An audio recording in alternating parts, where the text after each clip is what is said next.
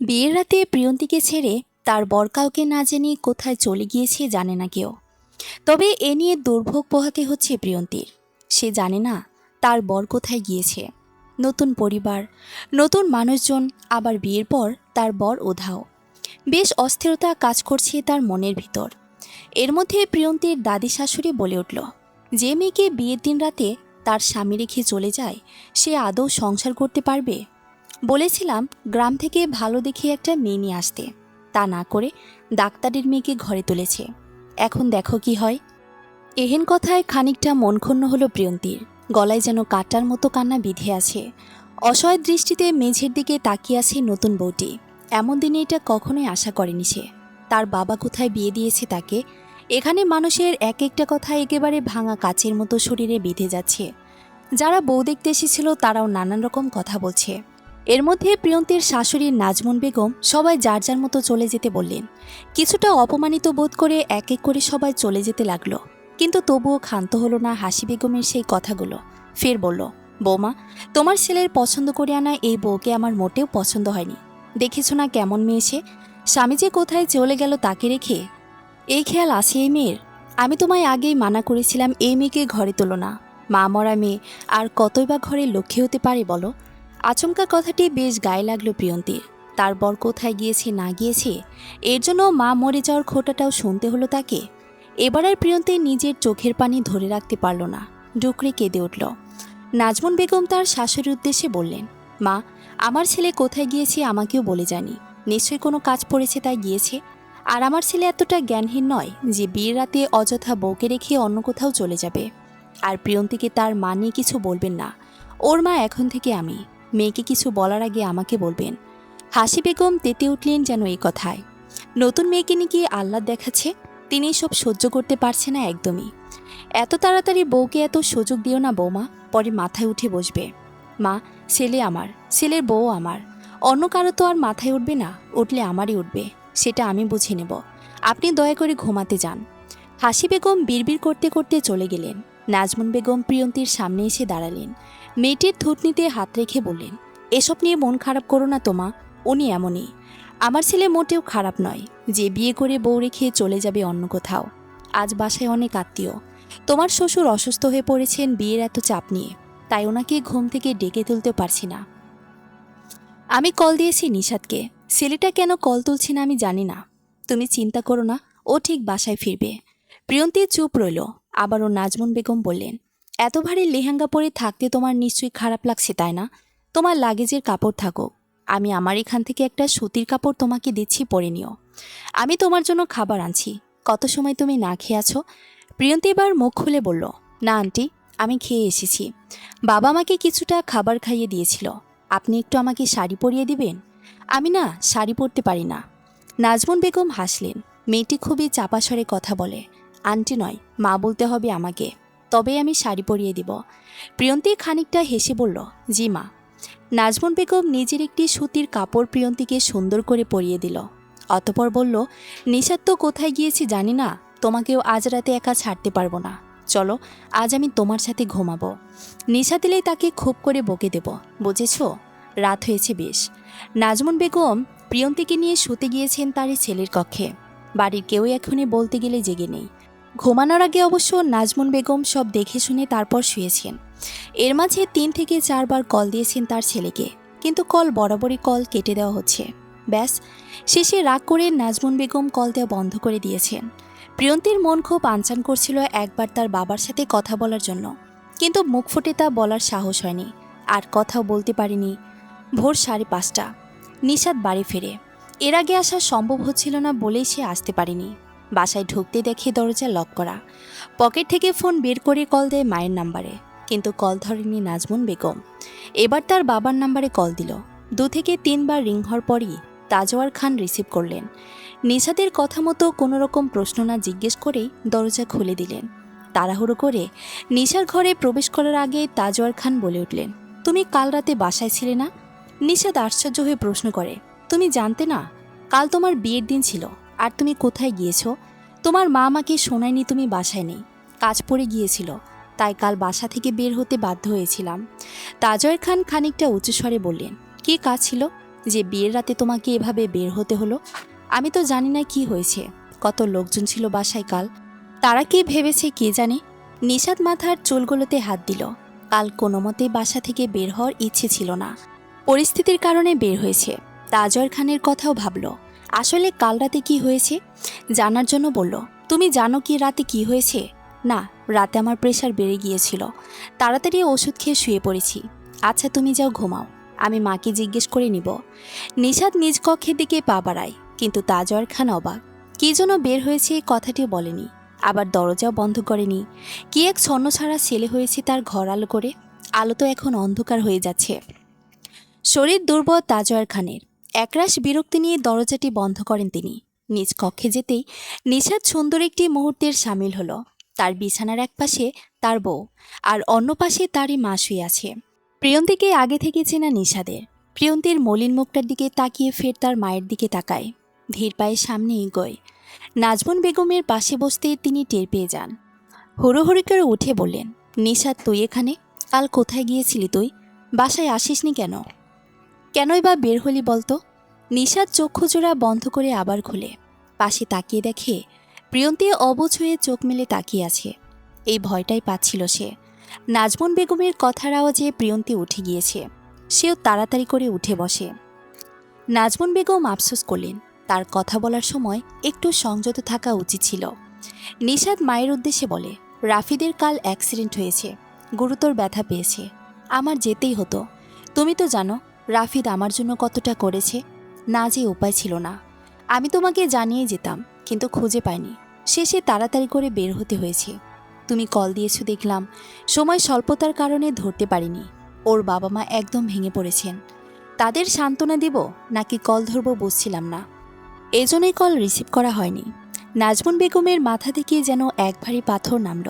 ছেলের চিন্তায় পাগল প্রায় তিনি। কথাটা শুনে কিছুটা শান্তি লাগলো।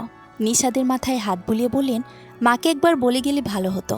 আচ্ছা, রাফিদ এখন কেমন আছে? ভালো নেই তেমন একটা, হাতে পায়ে খুব ব্যথা পেয়েছে। প্রিয়ন্তী মা ছেলের কথোপকথন শুনছিল। এমন সময়ে নাজমুন বেগম বলল, রাতে তুই যাওয়ার পর সে কি হট্টগোল অবস্থা। তারপর আপনার ভালোবাসার দাদি, সে এক মহাকাণ্ড বাঁধিয়েছেন সকলের সামনে। যাই হোক, আমি কোনো মতে ধামাচাপা দিয়েছি। রাতে বাসায় না থাকার কারণটা আপনার দাদিকে বুঝিয়ে বলবেন, না হয় আবার অন্য কাণ্ড বাঁধিয়ে ছাড়বেন। নিশাদ চুপ রইল, দৃষ্টি তার নববধূর দিকে। মেয়েটির চোখে মুখে ঘুমের ছায়া বোঝাই যাচ্ছে।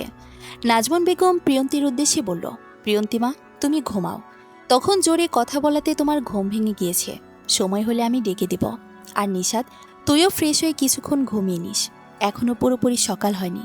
আমি আসি। না না, আমি আর ঘুমাবো না, ঘুম আসবে না। পারলে কষ্ট করে এক কাপ চা বানিয়ে দিও পরে। নাজমুন বেগম চলে গেলেন। সকাল হলে চা বানিয়ে দিবেন নিশাদকে। ঘুমিয়ে পড়ুন প্রিয়ন্তী। নিশাদের এহেন কথায় কিছুটা চমকায় প্রিয়ন্তী, কিন্তু সে তো তার জামা কাপড় নিয়ে অশ্রমে চলে গেল ফ্রেশ হতে। প্রচণ্ড মাথা ব্যথায় আবারও ঘুমিয়ে গেল প্রিয়ন্তী।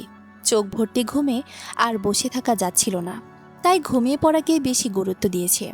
সকাল 10টা বাজতে চলল। বসার ঘরে সকলে উপস্থিত। কালকের বিষয়টা নিয়ে নিশাদের উপর রাগ মোটামুটি সবারই। বিয়ের দিন রাতে বুঝি কোনো বর তার বউকে রেখে অন্য কোথাও রাত কাটায়? নিশাদের চলে যাওয়ার ঘটনার উদ্দেশ্যে কেউ না জানলেও ঠিকই মনে মনে রাগ নিয়ে বসে আছে হাসি বেগম। নাতির এরূপ কাজে সে নিজেই খুব বিরক্ত হয়েছেন। বিয়েতে আসা আত্মীয় স্বজনদের কাছে মান সম্মান কিছুই রইল না। আর মানুষ কী বা ভেবেছেন, নিজ স্বামী পুত্রের এতদিনের যত অর্জন ছিল সবগুলোই কাল রাতে নিশাদ ধুলোয় মিশিয়েছে। আর এমন কাজ যে করবে এটাই বা কে ভেবেছিল। তাজওয়ার খান উপস্থিত হন আজ। হাসি বেগম বিচার দিবে। সবসময় ছেলের কোনো দোষী তার চোখে পড়ে না, আজ বিচার করাই লাগবে। নিশাদ টেবিলে বসতেই হাসি বেগম বললেন, কোন ছেলে বিয়ের দিন বাড়ি ছেড়ে চলে যায় আমাকে কেউ বলো। কাল এত এত মানুষের সামনে যে আমাদের মান সম্মান গেল, তার দায় কে দিবে? নিজে তো ঠিকই বিয়ে করে আনলো পছন্দ মতো, তাহলে সে এমন কাজ করলো কেন? আমাদের কথা তো কোনো শুনলই না। বিয়ে যখন করলই নিজ পছন্দ মতো, তাহলে এমন কাজ করলে কেন? তাজওয়ার খান তার মায়ের সব কথাই শুনল। কিছুক্ষণ আগে তিনি এসেছেন। মায়ের উগ্র মেজাজের কথাগুলো শুনে চুপ করে বসে রইলেন। আর নিশাদ ছিল হাসি বেগমের অত্যন্ত প্রিয়। অথচ এই বিয়েকে কেন্দ্র করে ইদানিং তিনি অদ্ভুত ব্যবহার করছেন। তার কারণ কিছুটা আন্দাজ করতে পারলেন। কথাগুলো যেহেতু নিশাদের উদ্দেশ্যে বলা, তাই তিনি কোনোরকম টু শব্দ পর্যন্ত করলেন না। আগুন যার কারণে লেগেছে সে নিভিয়ে তারপর দম নিবে। নাজমুন বেগম সব কথা খুলে বলেছিলেন সেই সকালে, তাই তাজওয়ার খান কিছুই বলতে চাচ্ছিলেন না। যদি এখানে নিশাদের কোনো দোষ থাকত তাহলে তিনি অবশ্যই শাসন করতেন। সকলে চুপ দেখে হাসি বেগম তার ছেলেকে বললেন, তুই কিছু বলবি না? কখনো ছেলেকে তার দোষের জন্য শাসন পর্যন্ত করিসনি, আজও করবি না। এতদিন যা করেছে সেসব না হয় বাদ দিলাম, কিন্তু কালকের ঘটনার জন্য যে এই পরিবারের মান সম্মানটা গেল, এরপরও কিনা তুই চুপ করে আছিস? তাজওয়ার খান কিছু বলার আগে নিশাদ বলল, যদি কারোর প্রাণ বাঁচানোর জন্য এই পরিবারের মান সম্মান চলেই যায়, তাহলে এই সম্মান আমার অন্তত দরকার নেই। বিয়ের রাতে আমি ইচ্ছে করে বের হইনি। আমার বন্ধু রাফিদ, ওকে তো সবার চেনা আছে। কাল রাতে হঠাৎ করে ওর অ্যাক্সিডেন্ট হয়। আমার বিয়ে চলাকালীন সময়েও উপস্থিত ছিল। বাসায় যাওয়ার পথে এই অবস্থা। আর রাফিদ, আমি কেমন বন্ধু সবার নিশ্চয়ই জানা আছে। ও যেমন আমার বিপদ ভালো খারাপ যে কোনো সময়ে এগিয়ে আসে, তাই আমারও উচিত তার বিপদে তাকে সাহায্য করা। আর আমার মা বাবা আমাকে এই শিক্ষা দিয়েছে। সত্যি বলতে কাল আমার বিয়ের দিন ছিল। নতুন বউ রেখে বাহিরে এসেছি। এই কাজের জন্য আমার একটু আফসোস হচ্ছিল না। যাকে বাঁচানোর জন্য এই পরিবারের মানুষের মান সম্মান নষ্ট হয়েছে, আমার নামে উল্টাপাল্টা কথা উঠেছে, তার জীবিত থাকার কাছে এসব কিছুই না। আশা করি কথাগুলো ক্লিয়ার হয়েছে। এ নিয়ে দ্বিতীয়বার কথা না বললেই ভালো হয়। নিশাদ সকলকে খুলে বলে কথাগুলো। নাজমুন বেগম আর তাজওয়ার খানের কথাগুলো আগে থেকে জানা থাকলেও তারা প্রথম থেকে শেষ পর্যন্ত চুপ ছিলেন। হাসি বেগম বললেন, তা বৌমা, নতুন বউ কোথায়? সে কি এখনো ঘুমাচ্ছে নাকি? এবারের বউদের নিয়ম তাকে একটু বুঝিয়ে বলে দিও। খানবাড়ির বউদের নিয়ম আদব কায়দা আলাদা। এত বেলা করে ঘুম থেকে উঠলে বাকি কাজগুলো কে করবে? খানবাড়ির নতুন বউদের সঙ্গে এরূপ আচরণ করা হয়, এটা আগে জানতাম না তোমার সঙ্গেও কি এরকম করা হয়েছিল? নাজমুন বেগম ভরকে গিয়েছেন নিশাদের এমন কথা শুনে। ছেলেকে চোখ বড় বড় করে তাকিয়ে বোঝাচ্ছে এসব কথা না বলতে, কিন্তু নিশাদকে থামাইকে হাসি বেগম মুখ বাঁকা করলেন। একদিনের মধ্যে বিয়ে করে কেমন ব্যবহার দেখাচ্ছেন, আরও তো দিন যাক, কত কি যে দেখবেন। রহিমা তাড়াতাড়ি করে প্রিয়ন্তীকে ডাকতে গেল। কিছু সময় দেরি করলে যেন আবারও হাসি বেগমের এসব কথা শুরু হয়ে যাবে। প্রিয়ন্তী তড়িঘড়ি করে নিচে নামে, এক এক করে সবাইকে চা দিল। যখনই হাসি বেগমকে দিতে গেল, তিনি বলে উঠল, শাশুড়ির বানিয়ে আনা চা আমাকে দিচ্ছ? প্রিয়ন্তী কি বলবে বুঝছে না, আমতা আমতা করতে লাগলো। নিশাদ কিছুটা মাথা উঁচু করে প্রিয়ন্তীর দিকে তাকালো। নিশ্চয়ই এমন প্রশ্নে হকচকে গিয়েছে, তা মুখ দেখেই বোঝা যাচ্ছে। মা কাল রাতে ওর উপর দিয়ে যা ধকল গিয়েছে, আজ কিভাবে চা বানাবে ও? কাল থেকে না হয় বানিয়ে দেবে সবাইকে। তাজওয়ার খান বলল, আহ মা, তুমি অমন করছো কেন? নাজমুনের হাতের চা তো তুমি খাও, তাহলে এখন কি হলো? আমি কি কিছু বলেছি? না বলার আগে তোমরাই তো সব বলে দিলে। যাই হোক, আজ বাড়ির সকলে রান্নার নতুন বউ করবে। আমার ছোট ছেলে তার বউকে নিয়ে এ বাড়িতে আসবে। কাল তো আসতে পারিনি, তাই আমি চাই সব রান্না আজ নতুন বউ করুক। নাজমুন বেগম কিছু বলতে যাবেন, তার আগে হাসি বেগম বলে উঠে চলে গেলেন। নাস্তাও করেননি। নাজমুন রহিমাকে দিয়ে তার খাবারটা ঘরে পাঠিয়ে দেন। নাজমুন বেগমের কথা মতো প্রিয়ন্তীর সকলকে সকালে নাস্তা দেয়। রান্না করতে প্রিয়ন্তীর কোনো আপত্তি না থাকলেও কেমন জানি একটা লাগছে তার মনের ভিতর। এখানে সব কিছুই তার অচেনা। যদিও নাজমুন বেগম আর রহিমা পাশে রয়েছেন সাহায্য করার জন্য, তবুও এক একটা জিনিস ধরতে যেন বুক কেঁপে উঠছে। হাজার জল্পনা কল্পনা বাদ দিয়ে প্রিয়ন্তী রান্না শুরু করে। তার বাসায় সে নিজেই রান্না করত। আর এ বাড়িতে রান্না করা নিয়েও প্রিয়ন্তীর খারাপ লাগছে না। আর এখানে তার সাথে থাকার জন্য দুটো মানুষ রয়েছে, যারা শিখিয়ে দিচ্ছে কিভাবে কাজগুলো করতে হবে। প্রিয়ন্তী একটা একটা করে প্রায় সবগুলো আইটেম রান্না করা শুরু করেছে। আর কিভাবে কি করতে হবে তা নাজমুন বেগম দেখিয়ে দিচ্ছেন। হঠাৎ রান্না করার সময় নিশাদ উপস্থিত হয়। প্রিয়ন্তী, আপনার বাবা কল দিয়েছেন, কথা বলতে চাচ্ছেন আপনার সাথে। আচমকা কাজ করা হাতটি থেমে যায়। প্রিয়ন্তী নাজমুন বেগমের দিকে তাকাতেই তিনি মুচকি এসে বললেন, তুমি যাও, কথা বলে আসো, আমি আর রহিমা এদিকটা দেখছি। প্রিয়ন্তী নিশাদের থেকে ফোনটা নিয়েই চলে গেল অন্য কোথাও। নাজমুন বেগমের কাছে নিশাদ এসে বলল, মা, ও কি সব কাজ করতে পারছে? প্রিয়ন্তী পাক্কা রাঁধুনি। ও তো সমস্যা হচ্ছে না। আমি আর রহিমা আছি তো এখানে, সেটার জন্য না। তুমি থাকলে আমার একটু চিন্তা কম হয়। আসলে প্রিয়ন্তী তো নতুন এ বাড়িতে, তার উপর দাদির এরূপ অসৌজন্যমূলক আচরণ। হুট করে দাদির এরকম ব্যবহার দেখে সত্যি অন্যরকম লাগছে। নাজমুন বেগমের আগে রহিমা বলল, ভাইয়া, কাল রাতে তো আরও কত কি হয়েছে। নতুন ভাবিকে তার মা নিয়ে যা ইচ্ছে তাই কথা বলেছে। নিশাদ চমকালো। নাজমুন বেগম রহিমাকে ইশারায় বলে দিয়েছেন যাতে কিছু না বলা হয়। তবুও মেয়েটা তো সব বলেই দিয়েছে। এখন এই নিয়ে যদি নিশাদ কিছু বলে তাহলে কি হবে? তিনি চেয়েছিলেন ব্যাপারটা সম্পূর্ণ গোপন রাখতে। ছেলেকে চেনেন, উল্টাপাল্টা কিছু বলে বসলে পরে সমস্যা। মা, রহিমার কথা কি সত্যি? তুমি আগে বলনি কেন আমাকে? প্রিয়ন্তীর বাবা আমার হসপিটালের সিনিয়র ডক্টর। ওর বাবা যদি এসব জানে, কি ভাববি বলো? আমি কি করব বল? তোর দাদি আমার গুরুজন। ওনার মুখের উপর দুটো কথা বলতেও বিবেকে বাধে। তাও কাল রাতে যেগুলো বলেছি, আগে কখনো সাহস হয়নি বলার।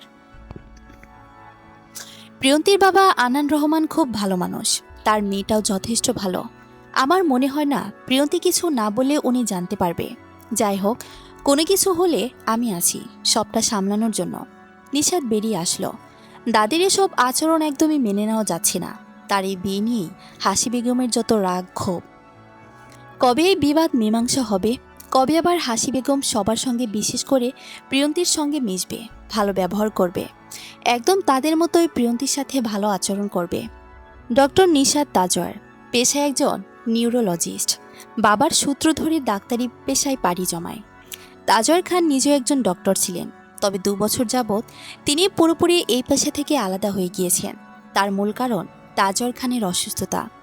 বর্তমানে তিনি কোনো রোগী দেখছেন না। পরিবারের সকল মানুষের দায়িত্ব এখন নিশাদের। তার উপরে এখন খান পরিবার নির্ভর করছে। প্রিয়ন্তী রহমান ডক্টর আনার রহমানের একমাত্র মেয়ে। প্রিয়ন্তীর যখন 3.5 বছর, তখন তার মা ক্যান্সার নামক রোগে আক্রান্ত হয়ে মারা যায়। প্রিয়ন্তীর মুখের দিকে তাকিয়ে আনান রহমান আর বিয়ে করেনি। মেয়েটাকে ছোট থেকেই একদম এই পর্যন্ত তিনিই বড় করেছেন। প্রিয়ন্তী অনার্স 2য় বর্ষে অধ্যয়নরত করছে। বাবার আবদার পূরণ করতে নিশাদের সঙ্গে বিয়েটা মেনে নেয়। ছোট থেকে আনান রহমান প্রিয়ন্তীর জন্য সবটুকু দিয়ে এসেছেন। আর সেখানে এই বিয়েতে দ্বিমত পোষণ করলে নিশ্চয়ই তিনি কষ্ট পাবেন। তাই সবকিছু মেনে নিয়েছে প্রিয়ন্তী। বাবার কথা অগ্রাহ্য করার মতো স্পর্ধা প্রিয়ন্তীর নেই। প্রিয়ন্তীর বাবার সাথে কথা বলে ফোনটা খাটের উপরে রেখে দিল। এই পৃথিবীতে একমাত্র বাবা ছাড়া আর কেউ নেই তার। তাই তাকে রেখেই একেবারের জন্য চলে এসেছে এক অচেনা জায়গায়। মন চাচ্ছে আবারও সে তার বাসায় ফিরো। এই বাসায় মোটেও থাকতে ভালো লাগছে না। একে তো টেনশন বাবা ঠিক মতো মেডিসিন খাচ্ছে কিনা, খাবার খাচ্ছে কিনা। প্রিয়ন্তীর কথা শুনে বুঝল তার বাবা ঠিক কেমন আছে। কালকের অনুষ্ঠান শেষ হলে যেতে পারবে সে। কিছুদিন থেকে আসবে তার বাবার সঙ্গে। এ বাড়িতে এমনই সবাই থাকলেও প্রিয়ন্তী ফেলে আসা মানুষটাকে সর্বক্ষণ মিস করে। হয়তো তার মা থাকলে এতটাও কষ্ট হতো না। নিশাদ দেখছে প্রিয়ন্তী অন্যদিকে ফিরে বারবার চোখের পানি মুছে যাচ্ছে। এই কান্নার কারণ বুঝল সে। তবে প্রিয়ন্তীকে এভাবে কাঁদতে দেখে তারও খারাপ লাগছে। তবুও কিছু করার নেই। নীরবতা ভেঙে নিশাদ বলল, প্রিয়ন্তী, আপনি কাঁদছেন? নিশাদের কণ্ঠস্বর শুনে প্রিয়ন্তী তাড়াতাড়ি করে চোখের পানি মুছে ফেলে। পিছনে ফিরে আমতামতা করে বলে, বাবার জন্য একটু খারাপ লাগছে এই আর কি। আসলে কখনো বাবাকে ছাড়া এভাবে থাকিনি তো। নিশাদ খাটে বসল। প্রিয়ন্তীকে ইশারা করলো বসার জন্য, কিন্তু সে মাথা নাড়িয়ে জানালো বসবে না। আবারও নিশাদ ইশারা করলো বসার জন্য, কিন্তু প্রিয়ন্তী ঠিক আগের মতোই কাজ করে বসল। অর্থাৎ সে বসবে না খাটে। শেষে নিশাদ হেসে দিল প্রিয়ন্তীর এরূপ কার্যকলাপ দেখে। কিছু করব না, জাস্ট পাশে 2 মিনিটের জন্য বসুন, আমার কিছু কথা আছে। এবার প্রিয়ন্তী বসল, তবে কিছুটা দূরত্ব বজায় রেখে। বিষয়টা নিশাদ খেয়াল করলেও কিছুই বলেনি। যে যেভাবে থাকতে কমফোর্ট ফিল করে তাকে সেভাবে থাকতে দেওয়া উচিত। আপনাকে আমি আগে থেকেই চিনি এবং আপনিও আমাকে চেনেন। আমার মনে হয় না আপনি কখনো আমার দিকে মাথা তুলে তাকিয়েছেন। তবে এ কথা ঠিক, আমি অগোচরে হোক যেভাবে হোক আপনাকে দেখতাম। হসপিটালে যখন বাবার হাত ধরে আসতেন তখন কিন্তু আপনাকে অনেকবার দেখেছি। বারবার ইচ্ছা করেই দেখতাম। তখনকার বিষয় একটা, এখনকার বিষয় আরেকটা। এখন আমি আপনার বর, স্বামী কথার মানে নিশ্চয়ই জানেন, বুঝেন। কাল যে ঘটনা হলো তার জন্য সত্যি অনেক বেশি দুঃখিত। আমার জন্য আপনাকে কথা শুনতে হলো। আপনাকে কথা শোনানোর কোনো ইচ্ছাই আমার ছিল না। আপনি আমার সম্পর্কে কতটুকু জানেন জানি না, তবে আনান স্যার আমাকে যথেষ্ট ভালো মনে করতেন। বিয়েটা অস্বাভাবিকভাবে হয়নি। হিসেবে আপনি আমি স্বামী স্ত্রী। আপনার বাবার কথা রাখার জন্য আপনাকে ভালো রাখার যথেষ্ট চেষ্টা করব। এর মাঝে যদি আপনি আমার পরিবারের কোনো সদস্য থেকে কষ্ট পেয়ে থাকেন তাহলে আমি দুঃখিত। এদের ভালো আচরণ আমি ঠিক করতে পারবো না। সম্পূর্ণটা তাদের মন মানসিকতার ওপর ডিপেন্ড করে। তবে কথা বলতে পারি, আপনার চলার পথে যেমন ধরুন পড়াশোনা বিষয়ক, চাকরি কিংবা অন্য কিছু আমি কখনোই মানা করব না। আপনার সব স্বপ্ন পূরণ করার দায়িত্ব এখন আমার। প্রিয়ন্তী মন দিয়ে কথাগুলো শুনল। আদর্শ স্বামী বোধহয় একেই বলে। এসব বিষয়ে কোনো রকম ধারণা না থাকলেও নিশাদের কথাগুলো শুনে মুগ্ধ হয়েছে। তার বাবা আনান রহমান কখনোই বাজে সিদ্ধান্ত নেয়নি, অন্তত মেয়ের ক্ষেত্রে। এই বিয়েটা যে প্রিয়ন্তীর জন্য ভালো হয়েছে আবারও প্রমাণ পেল। আচ্ছা, স্যারের জন্য আপনার মন খারাপ হচ্ছে তাই না? সন্ধ্যায় যাবেন বাসায়? আমি নিয়ে যাব। আপনার যদি কখনো এমন মনে হয় এ বাড়িতে ভালো লাগছে না, আমি বাড়ি থাকি আর হসপিটাল সঙ্গে সঙ্গে কল দিবেন, বলবেন বাহির থেকে ঘুরিয়ে আনবো। আবার আপনার বাসায়ও নিয়ে যাব। এখানে ভালো লাগুক কিংবা খারাপ লাগুক আমাকে জানাবেন। এরপরের ব্যবস্থা আমি করব। কথাগুলো শুনে প্রিয়ন্তী আরও বেশি চমকে উঠল। মানুষটা সত্যি খুব ভালো, অন্তত তার মনকে এত বেশি গুরুত্ব দিয়েছে। প্রিয়ন্তী মুচকি এসে বলল, ধন্যবাদ। এবার তো আমার পাশে এসে বসতে সমস্যা নেই। বিশ্বাস হয়েছে যে আমি নিশাদ তাজওয়ার খারাপ মানুষ নই। বিকেল গড়িয়ে সন্ধ্যা। খানবাড়ির ছোট ছেলে তাহির খান তার বউ, ছেলে, মেয়ে সবাইকে নিয়ে এসেছে। নাজমুন ব্যস্ত হয়ে উঠেছে তাদের কিভাবে কি করে আপ্যায়ন করবেন। প্রিয়ন্তীকে সরাসরি আনল না তাদের সামনে। যখন সময় হবে তখন আনবেন। নিশাদের কক্ষে একা বসে আছে প্রিয়ন্তী। কিছুক্ষণ আগেই নিশাদ চলে গেল। প্রিয়ন্তীর মন কেমন কেমন করছে। যারা এসেছে তারাই বা কেমন হবে? যদি আবার হাসি বেগমের মতো আচরণ করে তখন কি করবে? হাসি বেগমকে ভীষণ ভয় পায় প্রিয়ন্তী। মহিলাটির নাম হাসি রাখলেও এখনো পর্যন্ত প্রিয়ন্তী তার মুখে হাসি দেখল না। কি অদ্ভুত! এবারের সবকিছু ভালো লাগলেও ওনার কথাগুলো খারাপ লাগে প্রিয়ন্তীর। তবুও কিছু করার নেই। এখানে থাকতে হলে অবশ্যই সব নিয়মকানুন মেনে চলতে হবে। প্রিয়ন্তীর হঠাৎ তখনকার কথা মনে পড়ে যখন নিশাদ তাকে একটি অদ্ভুত প্রশ্ন করল। আয়নার সামনে দাঁড়িয়ে প্রিয়ন্তী নিজে নিজে হাসল। এই হাসির কারণ জানা নেই, কিন্তু তাও হাসছে। রহিমা দরজার সামনে দাঁড়িয়ে বলল, ভাবি আপনাকে নিচে ডাকছে, আমার সাথে যেতে বলেছে। প্রিয়ন্তী শাড়ি পরেছে, মাথার ঘোমটা টেনে নিচে আসলো, কিন্তু নতুন অতিথিদের দেখে অবাক হয়ে গেল।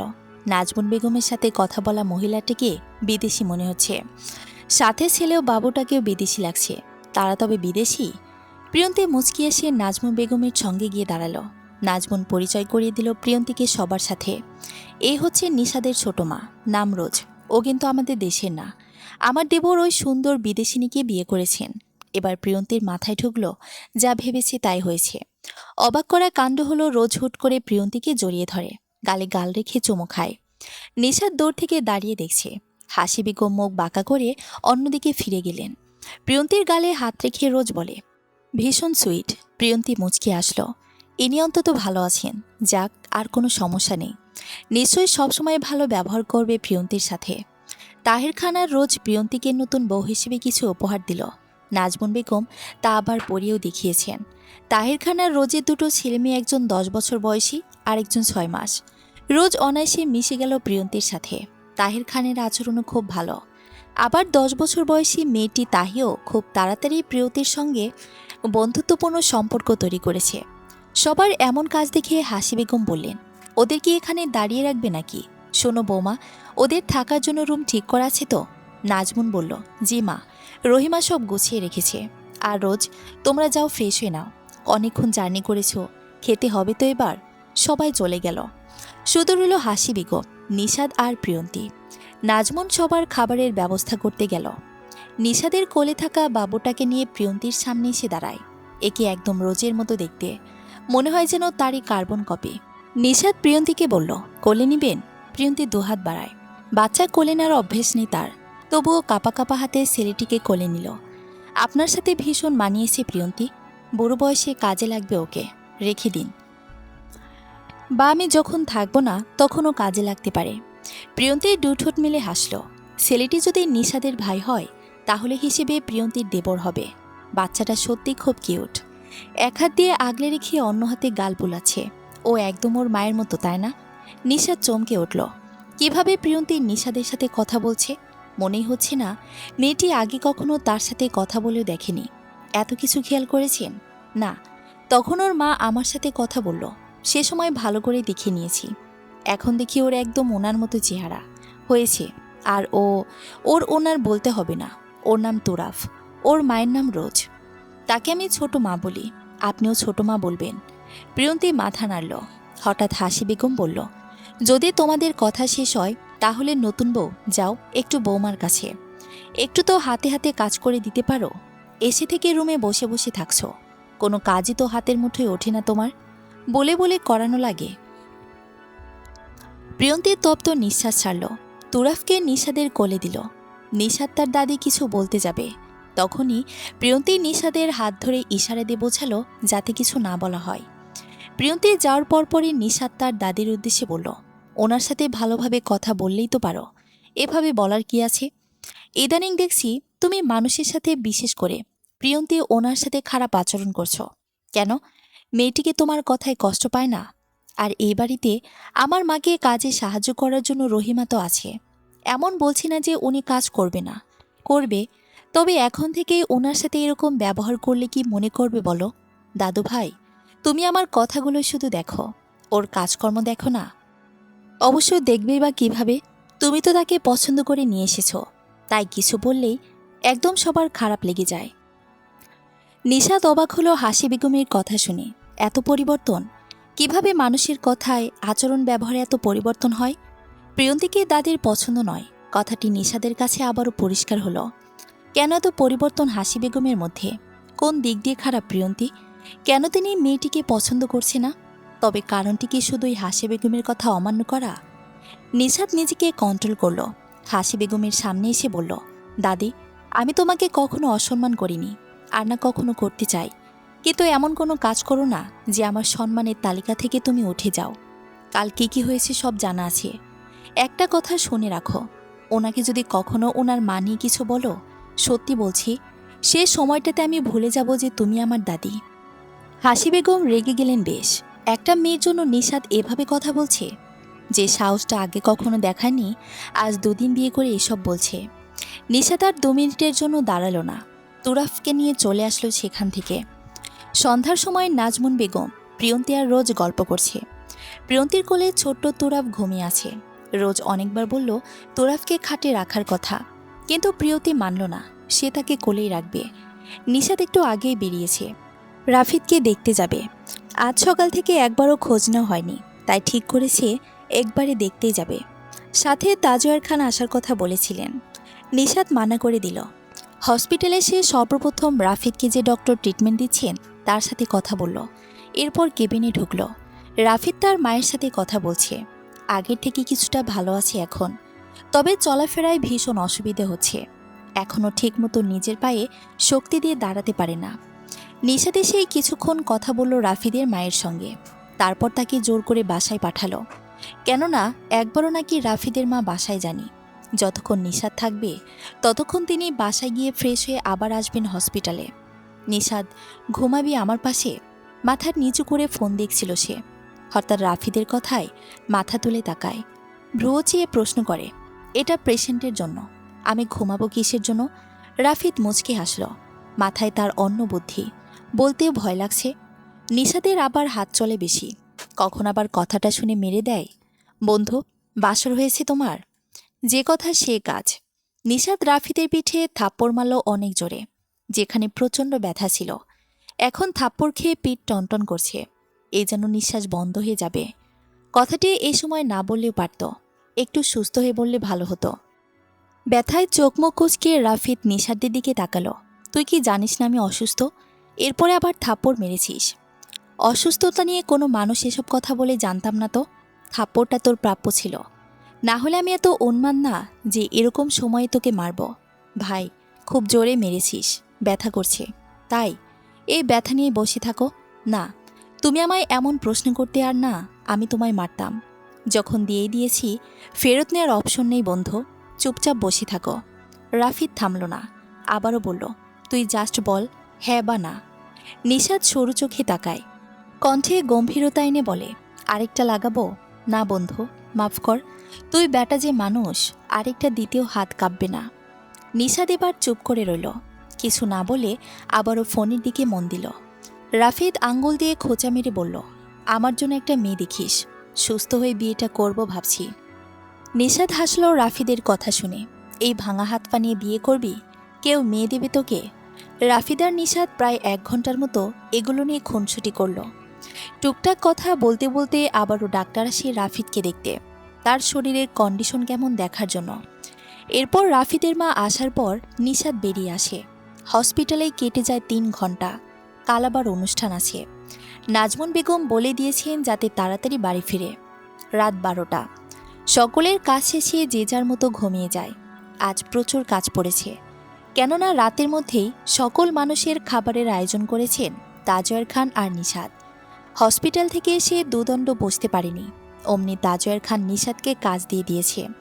খাবার খাওয়ার পর নিশাদ নিজ কক্ষে এসে সোজা শুয়ে পড়ে। আসার সময় দেখল প্রিয়ন্তী নাজমুন বেগমের সাথে আছে। তারা শাড়ি সিলেক্ট করছিল, তাই আর প্রিয়ন্তীকে ডিস্টার্ব করল না। তার কাজ শেষ হলে সে নিজেই চলে আসবে। প্রিয়ন্তীর রুমে এসে দেখে নিশাদের চোখ বন্ধ। তবে কি নিশাদ ঘুমাচ্ছে? কিন্তু সে কোথায় ঘুমাবে? কাল তো নাজমুন বেগমের সাথে ঘুমিয়েছিল বলে কিছু টের পায়নি। আজ কি করবে? নিশাদের সঙ্গে ঘুমাতে হবে। ভাবতে ভাবতে অস্থিরতা কাজ করে প্রিয়ন্তীর মাঝে। কপালে কিঞ্চিত ঘাম। আচমকায় ফোন আসে নিশাদের। এহেন শব্দে কেঁপে ওঠে প্রিয়ন্তী। একরাশ বিরক্তি নিয়ে নিশাদ কল রিসিভ করে। তবে সামনে তাকে দেখে প্রিয়ন্তী দাঁড়িয়ে আছে কিছুটা দূরে। এর কারণ অজানা তার কাছে। নিশাদ প্রিয়ন্তীর দিকে অবাক চোখে তাকিয়ে ফোনে কথা বলছে। দ্রুত কথা শেষ করে সে। কলকাতার সঙ্গে সঙ্গেই প্রিয়ন্তীকে বলে ওঠে, এভাবে মাঝরাতে দাঁড়িয়ে আছেন কেন? ঘুমাবেন না? নিশাদ ফোন দেখল, রাত 1টারও বেশি বাজছে। হঠাৎ মনে পড়ল প্রিয়ন্তী কেন দাঁড়িয়ে আছে এত রাতে। চোখের উপর হাত দিয়ে নিশাদ বলল, শুয়ে পড়ুন। বিয়ে যেহেতু করেছেন, একই বিছানায় ঘুমাতে হবে, কিছু করার নেই। প্রিয়ন্তী এসে খাটে বসল, একবার নিশাদের দিকে তাকিয়ে শুয়ে পড়ল। প্রিয়ন্তীর উপস্থিতি টের পেল নিশাদ। তার ঘুম উবে গেল। কিছুক্ষণ আগেও ঘুমে চোখ ভেঙে আসছিল, কিন্তু এখন সে ঘুম আর আসছে না। নিশাদ চোখ মেলে পাশ ফিরে তাকায়, মৃদু স্বরে প্রশ্ন করে, প্রিয়ন্তী, আপনার কি ঘুম আসছে? নিশ্চুপ প্রিয়ন্তী। আবারও নিশাদ বলল, চলুন কিছুটা সময় গল্প করি, আমার ঘুম আসছে না। আর আপনার সাথে আমার সেরকমভাবে কথাও হয় না। গল্প করতে অসুবিধে নেই তো? প্রিয়ন্তী মাথা নাড়ল, না। একটা প্রশ্ন করব, সত্যি সত্যি উত্তর দিবেন। জি। আমার দাদির করা আচরণ আপনার খারাপ লাগে? প্রিয়ন্তীর সত্যি খারাপ লাগে, কিন্তু তা মুখে স্বীকার করল না। বলল, উনি বৃদ্ধ মানুষ, আমার কাজে কোনো ত্রুটি থাকলে বলবেন। এতে অবশ্য খারাপ লাগে না। আমি এ বাড়িতে নতুন, বুঝে ওঠার জন্য সময় দরকার। এই সময়টাও যদি না দেওয়া হয়, তাহলে একটু আধটু খারাপ লাগবে। নিশাদ হাসল। খারাপ লাগা সত্ত্বেও বলছে না। কিভাবে কথাটাকে এড়িয়ে গেল? নিশাদের মনে অদ্ভুত প্রশ্ন জাগল। মন বলছে একবার প্রিয়ন্তীকে জিজ্ঞেস করে দেখতে, আবার সংকোচ বোধ হচ্ছে যদি কিছু মনে করে। নিশাদ দ্রুত নিঃশ্বাস ছাড়ল, শুধু শুনবে উত্তরটা, বাকি সব পরে ভাবা যাবে। আপনার জীবনে আমি ছাড়া আর কেউ কখনো ছিল প্রিয়ন্তী? প্রিয়ন্তী সোজাসাপটা উত্তর দিল, বাবা ছাড়া আমার জীবনে আর কোনো পুরুষ ছিল না। নিশাদ চোখ বুজে রাখল। বাবা ছাড়া আমার জীবনে আর কোনো পুরুষ ছিল না। কথাটাতে এতটা শান্তি লাগলো। অকারণে কথাটা খুব ভালো লেগেছে নিশাদের। জানতো এরকম উত্তর আসবে, তবুও যেন প্রিয়ন্তীর মুখ থেকে শুনে ভালো লাগলো। আপনার কেউ ছিল? প্রিয়ন্তীর কথাটা বলল, বিশ্বাসই হচ্ছে না। তারও কি নিশাদের মতো শুনতে আগ্রহ জাগলো মনে? নিশাদ ভাবল কিছুক্ষণ, প্রিয়ন্তীকে এটা সেটা বলে ঘোরাবে, কিন্তু কথা হচ্ছে যদি শেষ পর্যন্ত প্রিয়ন্তী তাকে পাত্তা না দেয়, কিন্তু কথা না শোনে, তখন? তাই নিশাদ বলল, ছিল না, আছে। আমার পাশের বালিশে শুয়ে থাকা চুপচাপ মেয়েটি প্রিয়ন্তী। প্রিয়ন্তী কোথায় আপনি? সারা বাড়ি প্রিয়ন্তীকে খুঁজে বেড়াচ্ছে নিশাদ। এতক্ষণ খোঁজার পরও মেয়েটাকে পেল না। নাজমুন বেগমকে জিজ্ঞেস করল, কিন্তু তিনি বললেন তিনি জানেন না প্রিয়ন্তী কোথায়। নিশাদের রাগ হলো। এত মেহমানের মাঝে কোথায় প্রিয়ন্তী? অলরেডি অনেক মানুষ এসে পড়েছে, তার উপর এভাবে উধাও প্রিয়ন্তী। নিশাদের কপালে কিঞ্চিত ঘাম। এদিকে সে তার বউকে খুঁজতে খুঁজতে পাগল প্রায়। সোফায় তাহি বসে বসে ফোন দেখছে। নিশাদ তার কাছে গেল। হয়তোবা তাহি জানে প্রিয়ন্তী কোথায় আছে। সকালে তাহি প্রিয়ন্তার কাছেই ছিল। নিশাদ তাহিকে জিজ্ঞেস করল, প্রিয়ন্তীকে দেখেছ? তাহি মাথা নেড়ে বলল না। আনান রহমের কল কেটে দিল নিশাদ। প্রিয়ন্তীকে খুঁজে পেল না, তার বাবার কল লাইনে রেখে কি হবে? নিশাদ নিজ কক্ষে ফিরে আসে। এসে দেখে অবাক করা কাণ্ড। প্রিয়ন্তী একটা শাড়ি এপিট ওপিট করে উল্টে দেখছে। ভ্রু কুচকে আছে কিছুটা। দেখেই বোঝা যাচ্ছে শাড়ি নিয়ে কিছু একটা ভেবে বিরক্ত হচ্ছে।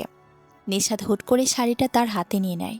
একটু রাগ দেখিয়ে বলে, এই, আপনি কোথায় ছিলেন?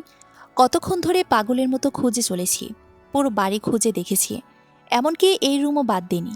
তাহলে খুঁজে পেলাম না কেন আপনাকে? প্রিয়ন্তী নিচু স্বরে বলল, কোনো দরকার? জি, আপনার বাবা কল দিয়েছিল। আমি আপনাকে পাইনি দেখে কল কেটে দিয়েছি। প্রিয়ন্তী অনুরোধের সুরে বলল, এখন কথা বলা যাবে কি? নিশাদ পকেট থেকে ফোন বের করে। অতপর প্রিয়ন্তীর হাতে ফোন দিয়ে বলে, এভাবে ফোন চাইবেন না, অধিকার দেখিয়ে নিয়ে নেবেন। প্রিয়ন্তী হাসল নিশাদের কথায়। কিছুটা দূরে সরে গিয়ে তার বাবার সঙ্গে কথা বলল। আনান রহমান জানতে চাচ্ছিলেন কখন প্রিয়ন্তীরা আসবে, কে কি আপ্যায়ন করবে।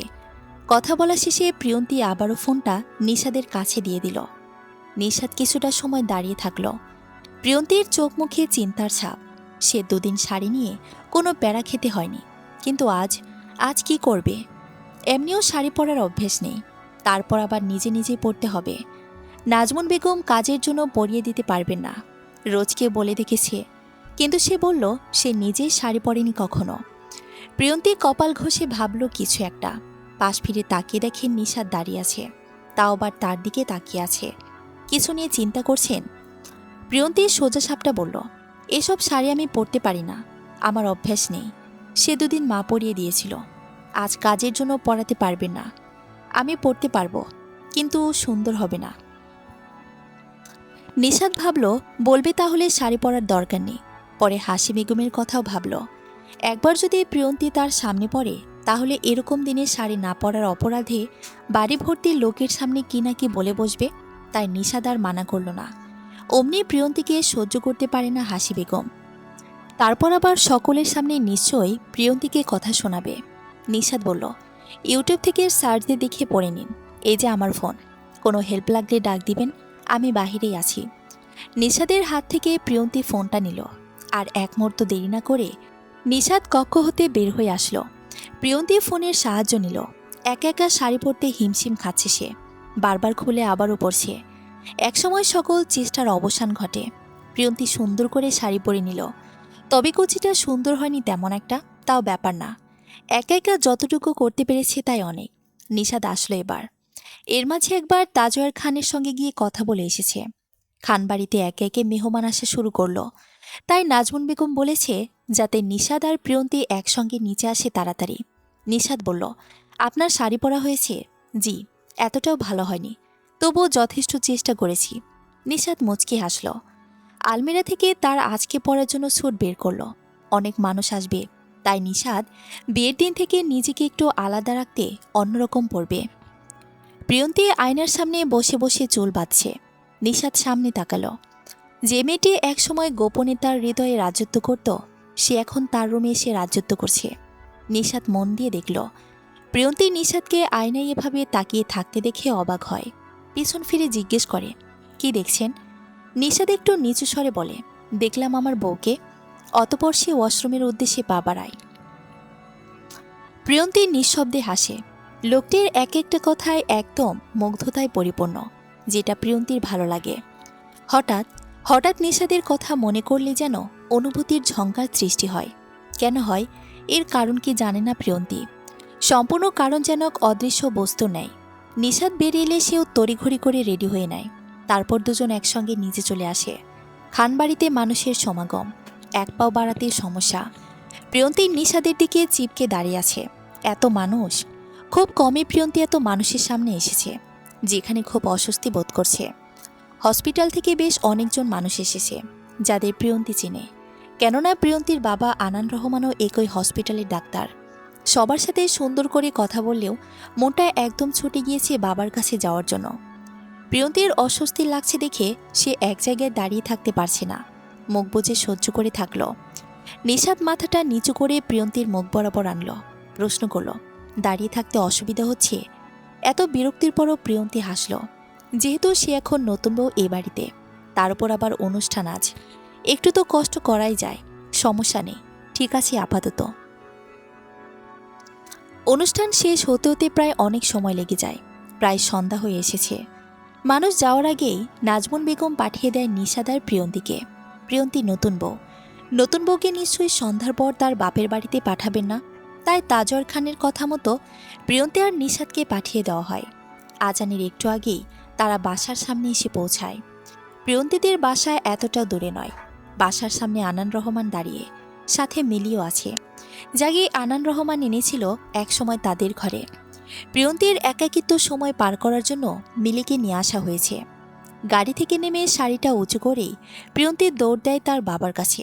বুকটা ছটফট করছিল, যে মানুষটাকে ছাড়া এক মুহূর্তের জন্য প্রিয়ন্তী কোথাও যেয়ে থাকেনি। প্রিয়ন্তীর মামাবাড়ি থাকা সত্ত্বেও সে গিয়ে থাকেনি বাবাকে রেখে। এই পার হওয়া 2 দিন কিভাবে থেকেছে সে নিজেও জানে না। যে মেয়ে বন্ধুরা সারাদিন সাধলেও তাদের সাথে ঘুরতে জানি শুধুমাত্র বাবার জন্য, সে মেয়ে 2 দিন বাবার থেকে দূরে থাকাটা সত্যি ভীষণ কষ্টের। প্রিয়ন্তীর বাবাকে জড়িয়ে ধরে কেঁদে দিল। আনান রহমান মেয়েকে বিয়ে দিয়ে এক প্রকার বিহরয়ে দিন কাটিয়েছিলেন। জনশূন্য বাড়িটি ভুতুড়ে হয়ে গিয়েছিল প্রিয়ন্তীর অনুপস্থিতিতে। যে বাড়িটি একা হাতে প্রিয়ন্তী সামলেছে, সে মেয়েটি চলে যাওয়াতে যেন বাড়িটিরও মন খারাপ। আনান রহমান চশমা খুলে চোখের পানি মুছল। প্রিয়ন্তী মায়ের মৃত্যুর পর সকল কষ্ট বিসর্জন দিয়েছেন একমাত্র মেয়ের মুখের দিকে তাকিয়ে। আছে মেয়ের চক্ষু জোড়ায় অশ্রুকণা। ভাবতে বুকটা মোচড় দিচ্ছে আনান রহমানের। প্রিয়ন্তীর মাথায় হাত বুলিয়ে বলল, কেঁদো না আম্মা, তুমি তো এসেছো এখন আমার কাছে, তাহলে কাঁদছো কেন? বাবার খারাপ লাগে জানো না? মাথা তুলে প্রিয়ন্তী সোজা হয়ে দাঁড়ালো, দুহাত দিয়ে চোখের পানি মুছল। এর মাঝে নিশাদ উপস্থিত। প্রিয়ন্তীর চোখে পানি তার ভালো লাগছে না, কি করে বোঝাবে তা? প্রিয়ন্তীর পাশে দাঁড়িয়ে আনান রহমের সাথে কথা বলে, মিলির সাথেও টুকটাক কথা বলে। আনান রহমান মেয়ের মাথায় হাত বুলিয়ে বলল, এই জগতের নিয়ম হচ্ছে মেয়েদের একসময় শ্বশুরবাড়ি যেতে হয়। যেমন তোমার মা, সে 24টা বছর আগে আমার ঘরে এসেছিল। তোমার মায়ের জীবনাবৃত্তি স্বল্প দিনের হলেও সে তার বাবার বাড়ি ছেড়ে আমার বাড়ি এসেছে। তাহলে সে মায়ের মেয়ে হয়ে তুমি এভাবে কাঁদছো আম্মা? আমার প্রিয়ন্তী কিন্তু এতটাও নাজুক ছিল না। বাবার কাছে থাকুক বা না থাকুক, একজন আছে যে কিনা বাবা না থাকার পরও তোমার পাশে থাকবে। নিশাদ এই ছেলেটি কিন্তু তোমার ভালো মন্দের সঙ্গী। আর কাঁদবে না আম্মা, আমি পরিবার ছাড়া বড় হয়েছি, আমাকে সাহস দেওয়ার মতো কেউ ছিল না। আর তোমার পাশে থাকার জন্য, তোমাকে সর্বক্ষণ আগলে রাখার জন্য দুটো পুরুষ মানুষ আছে। তাহলে এভাবে কেঁদে অযথা কষ্ট বাড়িও না। প্রিয়ন্তী চোখ মুছে খানিকটা শব্দ করে হাসল। বাবা ভুল কথা বলেনি, তাকে আগলে রাখার জন্য দুটো পুরুষ আছে, এক তার বাবা, আরেকজন তার স্বামী। মিলিও অনেকক্ষণ পর হাসল। প্রিয়ন্তীর কান্না করা দেখে সেও কেঁদেছে। নিশাদ আনান রহমানের কথাগুলো মন দিয়ে শুনল। হসপিটালে থাকাকালীন নিশাদ প্রতিনোদ আনান রহমানের কথায় মুগ্ধ হতো। তার অমায়িক ব্যবহার, কথাবার্তার ধরন সবকিছুই অনন্য। ভেতরে যাব বাবা। প্রিয়ন্তীর এরূপ কথা শুনে আনান রহমান হাসল। নিশাদ আর প্রিয়ন্তী একসঙ্গে বাসায় ঢুকল। বাসায় ঢুকে প্রিয়ন্তীর অদ্ভুত মায়া জাগল। অতপর আর কিছু না ভেবে সে ফ্রেশ হতে চলে যায়। শাড়িটা খুললেই বাঁচে। মিলি নাস্তা তৈরি করছে সবার জন্য। নিশাদ আর আনান রহমান কথা বলছে। একসময় তিনি প্রশ্ন করল, হসপিটাল যাচ্ছ কবে থেকে? স্যার, ছুটি বেশি দিনের জন্য হয়নি, কাল থেকে আবার হসপিটালে জয়েন করতে হবে। সিএ স্যার ছুটি দিতে চাননি বেশি, তাই কাল থেকে কাজে ব্যাক করতে হবে। আনান রহমান হাসল, বলল, শ্বশুর আব্বাকে স্যার বলছো? আজ থেকে বাবা বলবে। সম্পর্ক কিন্তু স্যারের মধ্যে সীমাবদ্ধ নেই, বাবা বলবে, বুঝেছ? নিশাদ মাথা চুলকে হাসল। যাকে কিনা সারা বছর স্যার স্যার বলতে বলতে জান দিয়ে ফেলেছে, সেই স্যার এখন শ্বশুর। স্যারের মেয়ে কিনা তার বউ, ভাবতে আনন্দ লাগছে নিশাদের। তখনই মনে পড়ল গানের একটি লাইন, সম্পর্ক বদলে গেল একটি পলকে। আচমকা গানটা মনে মনে মুচকি মুচকি হাসে নিশাদ। আনান রহমান আর নিশাদ কথা বলছে, এর মাঝে প্রিয়ন্তী আসে। নিশাদ মাথা তুলে তাকায়। হঠাৎ যেন অদ্ভুত সুন্দর প্রিয়ন্তীর মাঝে দেখতে পেল। এ এক অপরিচিত রূপ, যার নিশাদের অজানা, অচেনা। শাড়ি চেঞ্জ করে প্রিয়ন্তী তার আগের জামা থেকে একটা পরল। চুলগুলো খোপা করে আসলো। কান্নার কারণে চোখ মুখ, বিশেষ করে নাক লাল হয়ে আছে। নিশাত নজর সরিয়ে ফেলল। প্রিয়ন্তী তার বাবার পাশে এসে বসল। মিলি সবার জন্য নাস্তা বানিয়ে আনলো। প্রিয়ন্তী রান্নাঘরে আসলো।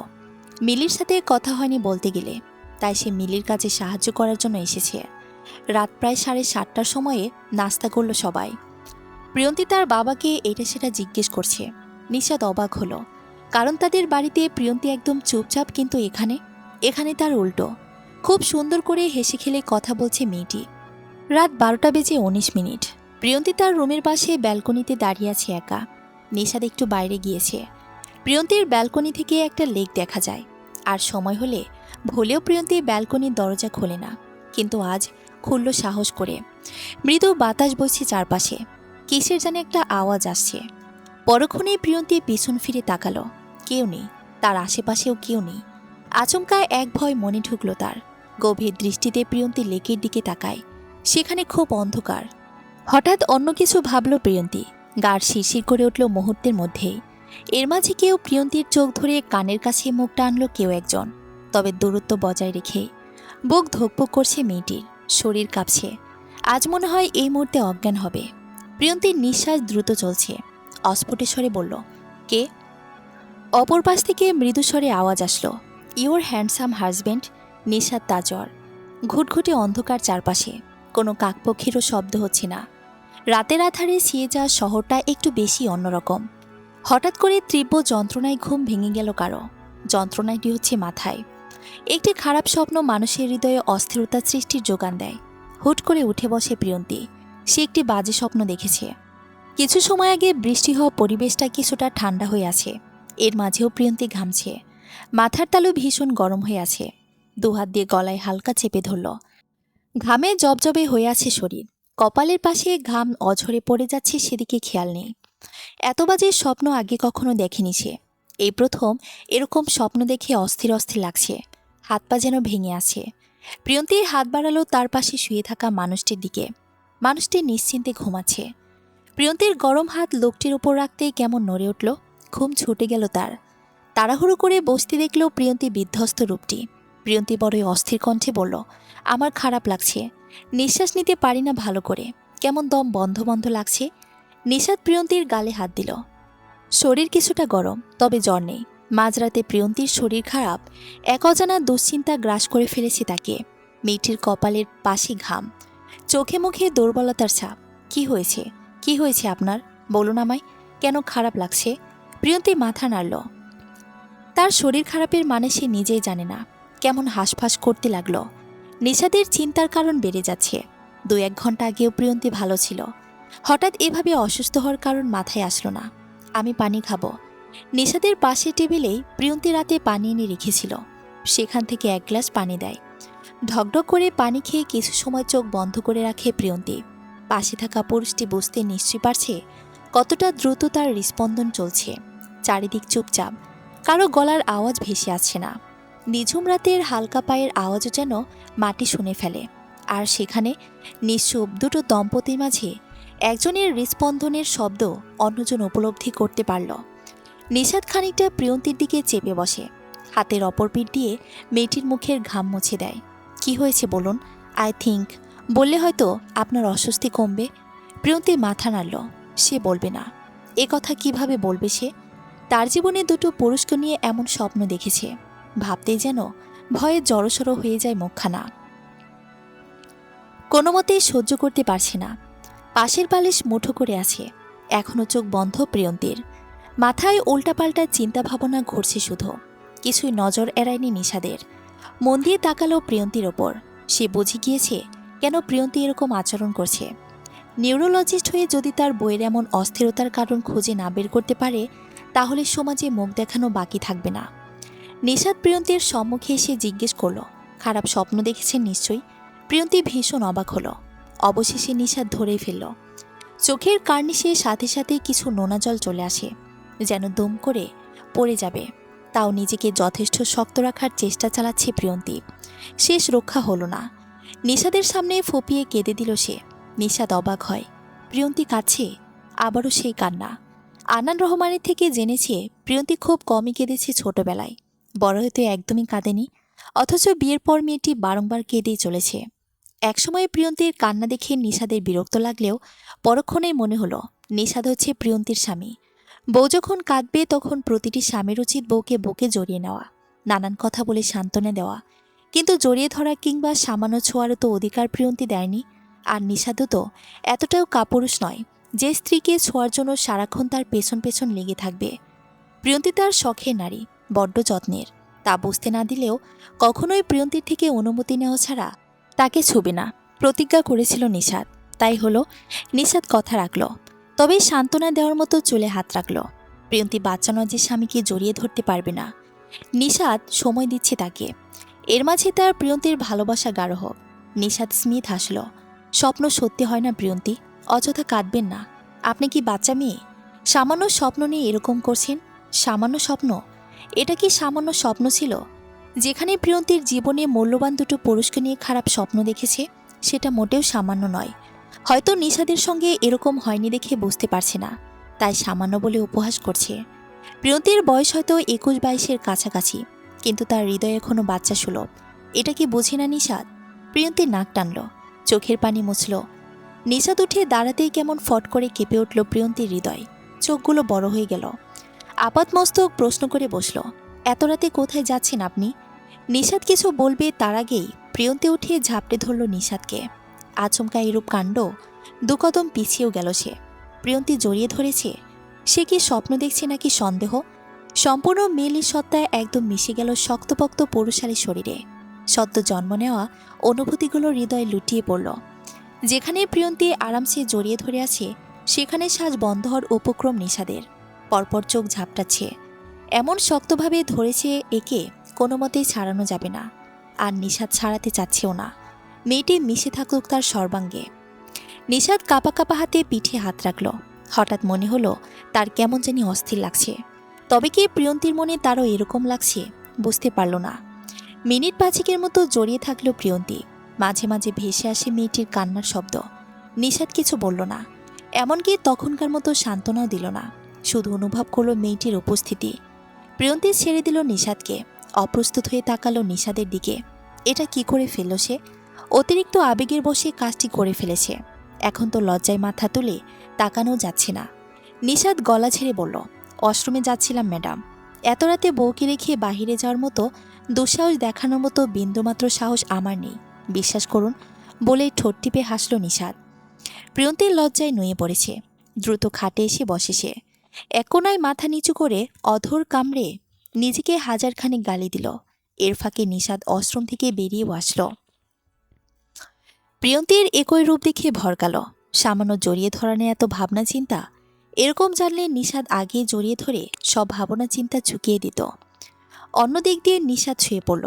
প্রিয়ন্তীর কোনো হেলদোল নেই দেখে বলল, সারা রাত এভাবে লজ্জা পাবেন নাকি ঘুমাবেন? অর্ধেক রাত পার হয়ে গিয়েছে।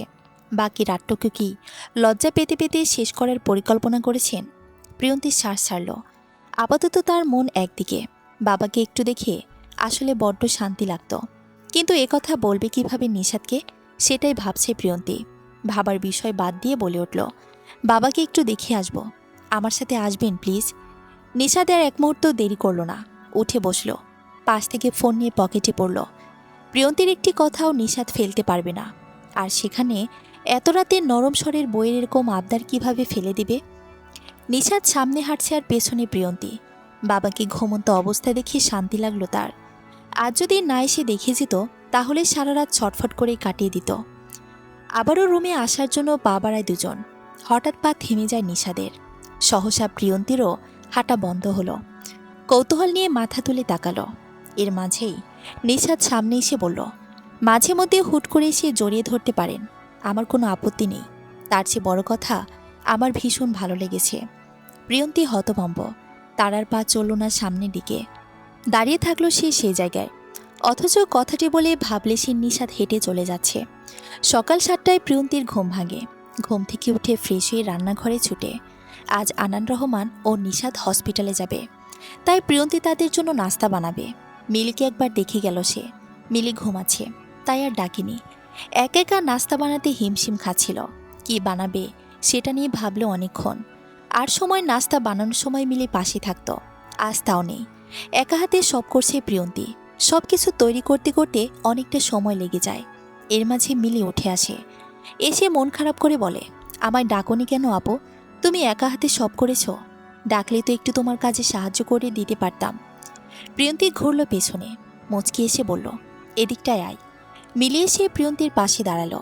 প্রিয়ন্তী এক হাত দিয়ে জড়িয়ে ধরে বলল, একটা সুন্দর মেয়ে নিশ্চিন্তে ঘুমিয়েছিল, তার এই ঘুমকে আমি ভাঙাতে পারি বল? আর তুই তো অনেক করিস আমাদের জন্য।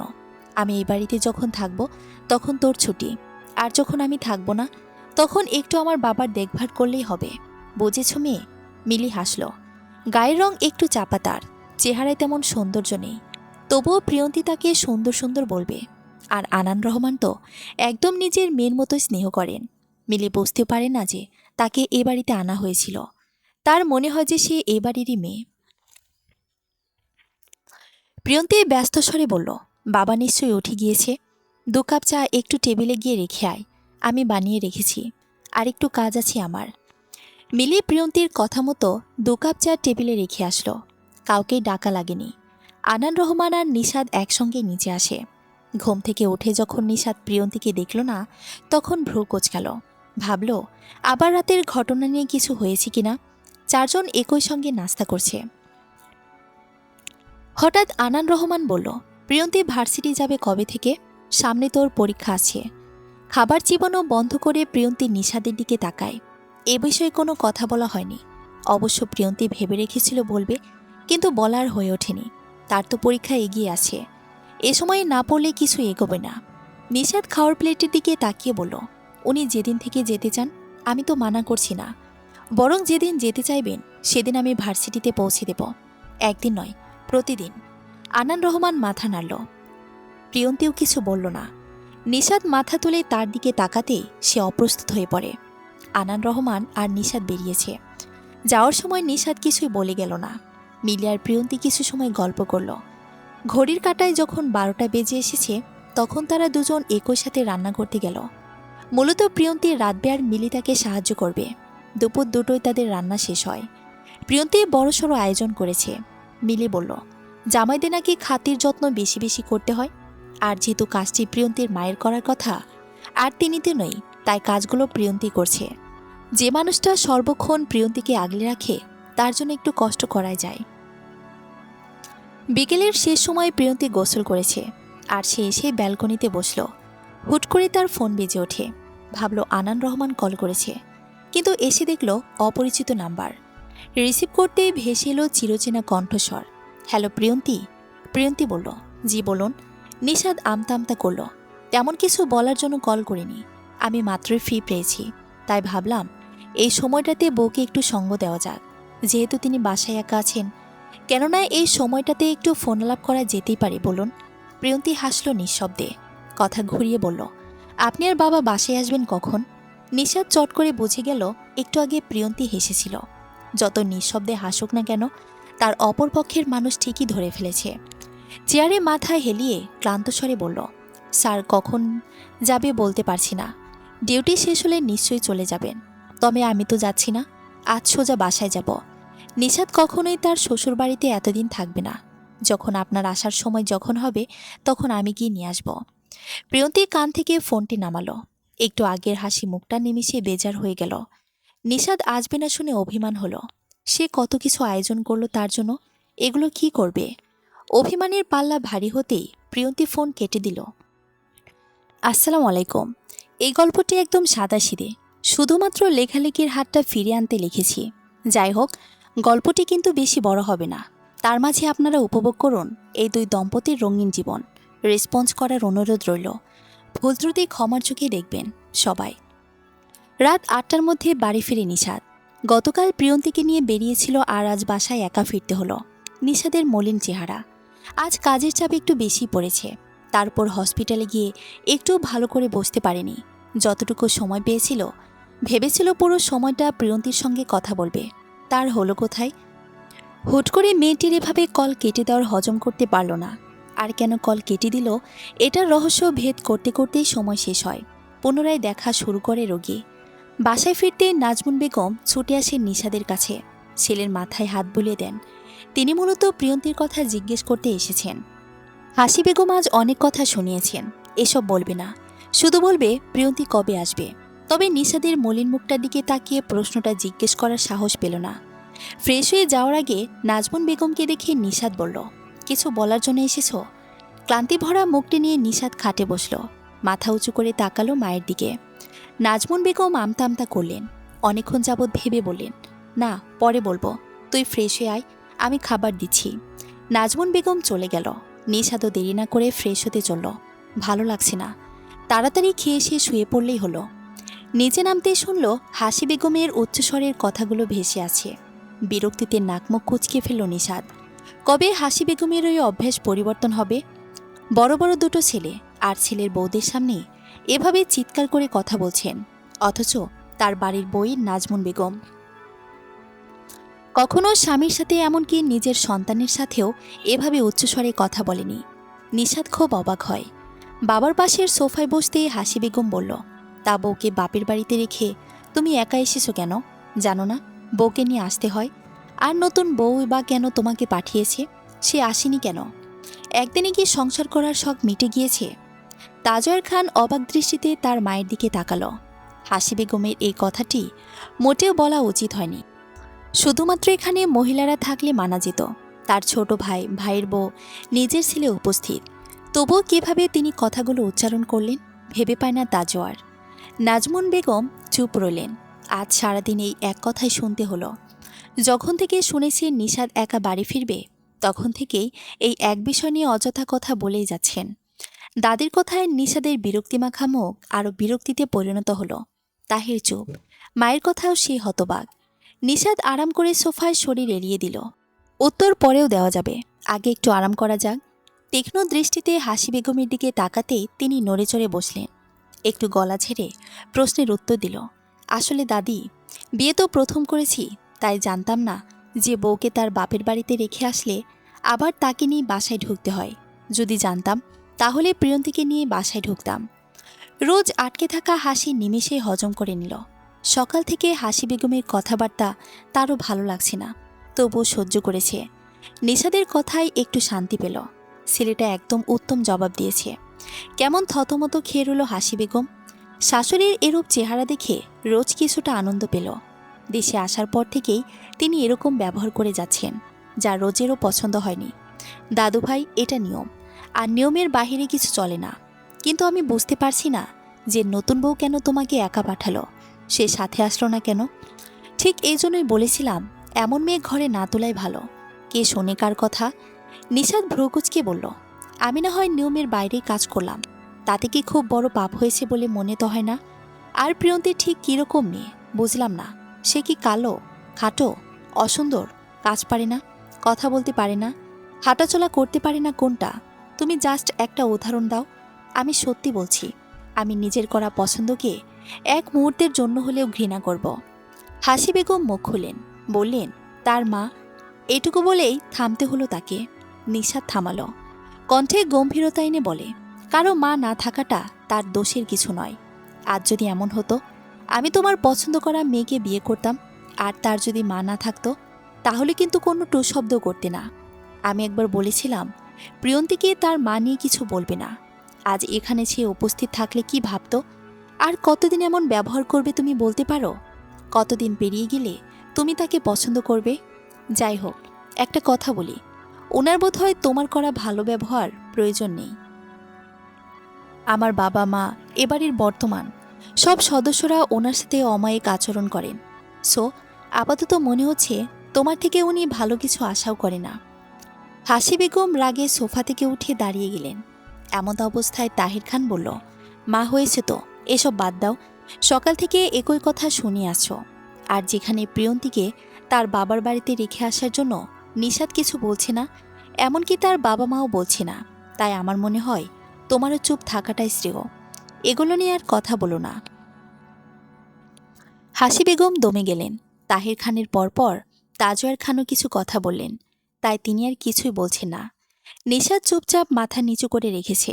ভাবলেশীন হয়ে বলল, পরশু থেকে প্রিয়ন্তী রোজ নিয়ম করে ভার্সিটি যাবে, আর এর অনুমতি স্বয়ং নিশাদ তাজওয়ার প্রিয়ন্তীর স্বামী দিয়েছে। এ নিয়ে কারো কোনো টুশব্দ শুনব না। যদি কেউ কিছু বলতে আসে বা বলে তাহলে ভালো হবে না, আর সেগুলো আমি চুপচাপ হজমও করব না। তাজওয়ার খান বলল, প্রিয়ন্তীর পড়াশোনা নিয়ে আমরা কোনো কিছু বলবো? আমাদের বাড়ির বৌদির অন্তত এই অধিকার আগে থেকেই দেওয়া হয়েছে, তাই নতুন করে কিছু বলার নেই। নিশাদ উঠে দাঁড়ালো। হাসি বেগমের দিকে তাকাতেই সে মুখ ফিরিয়ে নিল। তিনি বুঝতে পেরেছেন যে নিশাদ কথাগুলো তাকে উদ্দেশ্য করে বলেছে। এর জবাব দিতেও পারছে না, কারণ তার বড় ছেলে সব বলে দিয়েছে। নিশাদ তার বাবাকে বলল, তোমরা তো সব কিছু বলবে না জানি, তাই যারা বলতে চেয়েছে বা চাচ্ছে এজন্যই আগে দিয়ে বলে দিয়েছি, পরে যেন কোনোরকম কথা না শুনি। নাজমুন বেগম নিশাদকে টেনে নিয়ে এসেছে সেখান থেকে, কারণ এক কথা দুই কথা করে করে নিশাদ অনেক কিছুই বলে ফেলবে, তাই জোর করে টেনে নিয়ে টেবিলে বসালো। নিশাদও কিছু বলল না, মায়ের কথা মানল। নিশাদ খেয়ে রোজের কাছ থেকে তুরাফকে নিয়ে চলে আসলো তার রুমে। প্রিয়ন্তীকে ছাড়া ভালো লাগছে না, তাই তুরাফকে নিয়ে আসলো সাথে করে। নিশাদ অনেকক্ষণ যাবৎ তুরাফকে নিয়ে হাঁটল। এর মাঝে সে ঘুমিয়ে গেল কোলে। নিশাদ তুরাফকে খাটে শুয়ে দিল, ফোন নিল হাতে, প্রিয়ন্তীকে কল দিল। তবে রিং হওয়ার পর ফোন বন্ধ বলছে। নিশাদ ভ্রু কুঁচকাল। কি হয়েছে হঠাৎ? কী কারণে প্রিয়ন্তীর ফোন বন্ধ বলছে? এরপর ভাবল আনান রহমানের নাম্বারে কল দিবে, কিন্তু পরে আর দেয়নি। কিছুক্ষণ ব্যালকনিতে গিয়ে দাঁড়ালো। সব কিছু কেমন গুলিয়ে যাচ্ছে তার। প্রিয়ন্তীর কল না ধরা, ফোন বন্ধ, হঠাৎ এরকমটা হওয়ার কারণ কি? তবে সে কি আজ তাদের বাড়ি জানি বলে রাগ করেছে? তুরাফকে ঘুমন্ত অবস্থায় আবারও রোজের কাছে দিয়ে সে তৈরি হলো ও বাড়ি যাওয়ার উদ্দেশ্যে। বিকেলে যে বড় বড় কথা বলেছে, আজ আর মনে হচ্ছে কথাগুলোর মান সম্মান রাখতে পারবে না। প্রিয়ন্তীর প্রতি রাগ হলো। এই মেয়েটি যদি তার বউ না হয়ে প্রেমিকা হতো, তাহলে রাগ করে ব্রেকআপই করে দিত, কিন্তু তা না করা যাবে না। প্রিয়ন্তী তার বউ, আর বউয়ের সাথে যতই রাগ হোক না কেন, সে একসাথেই থাকতে হবে। বিরক্তিতে মুখ কুঁচকাল। বিয়ে করে এখন নাজেহাল অবস্থা। এত রাতে বউয়ের রাগ ভাঙানোর জন্য শ্বশুরবাড়ি যেতে হচ্ছে ভাবা যায়? মিলিয়ার প্রিয়ন্তী ছাদে বসে আড্ডা দিচ্ছে। বিয়ের আগেও প্রায় সময়ে তারা ছাদে বসে বসে কথা বলতো। আজ যেহেতু প্রিয়ন্তীর মন খারাপ, সেহেতু মিলিকে নিয়ে এসেছে ছাদে।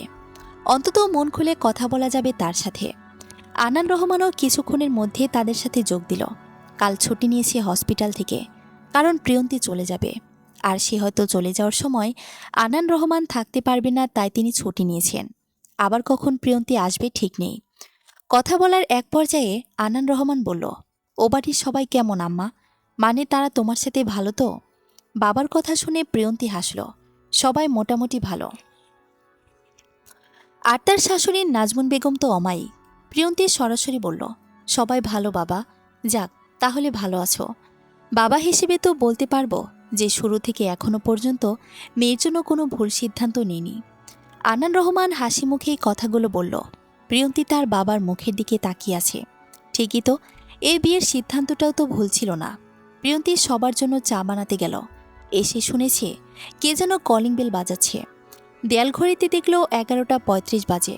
এত রাতে কি এসেছে? ঘাবড়ে গেল সে।